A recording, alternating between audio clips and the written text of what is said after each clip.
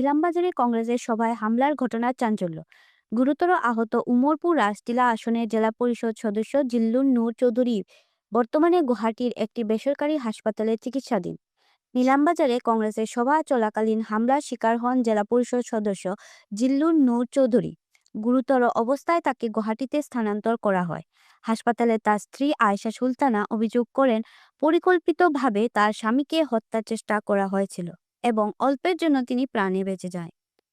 এই ঘটনার জন্য তিনি বদরপুরের সেন্ট্রাল ডায়াগনস্টিকের স্বত্বাধিকারী শাহজাহান আহমেদকে দায়ী করেন। শাহজাহান সহ 4 জনের বিরুদ্ধে এজাহার দায়ের হলেও এখনও অভিযুক্তরা গ্রেফতার না হওয়ায় ক্ষোভ প্রকাশ করেন তিনি। দোষীদের দ্রুত গ্রেফতারের দাবি জানিয়ে জনগণের কাছে বিচার চান আয়েশা। উল্লেখ্য, এই ঘটনাকে ঘিরে রাজনৈতিক তৎপরতা তুঙ্গে। সেদিন নীলামবাজার অবজারভার কমিটি মিটিংয়ে নীলামবাজারে বিকাশ উপাধ্যায়, নাসির খান আর ওদের অবজারভার কমিটি এসেছিল। ওরা মিটিং ডেকেছে, মিটিংয়ে ওরা গেছে মিটিং অ্যাটেন্ড করতে।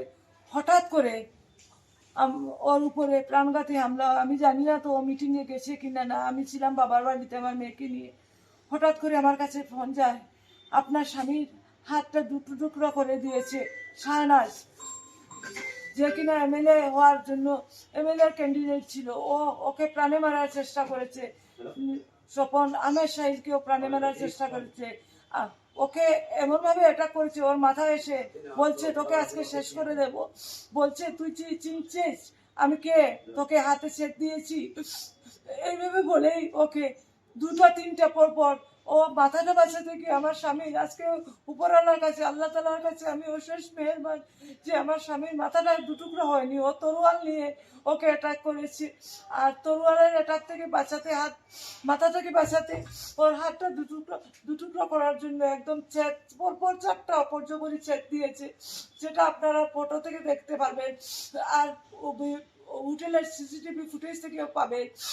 আমি ফোন পেয়ে আমার বাচ্চার সঙ্গ ছেড়ে, ছোট বাচ্চাটা আমার 3 বছর 4 মাস, ওকে ছেড়ে পাগলের মতো শিলচর মেডিকেল এসে উপস্থিত হয়েছি। মেডিকেলে ওর অবস্থা দেখে আমি এখন নিজেই অসুস্থ হয়ে গেছি। আমার পিপি এমন হয়েছে আপনারা দেখবেন।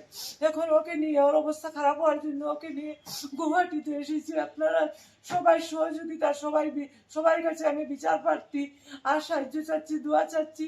আর আমার বলার মতো কিছু নেই, আমি বলতে পারছি না, আমার বুকে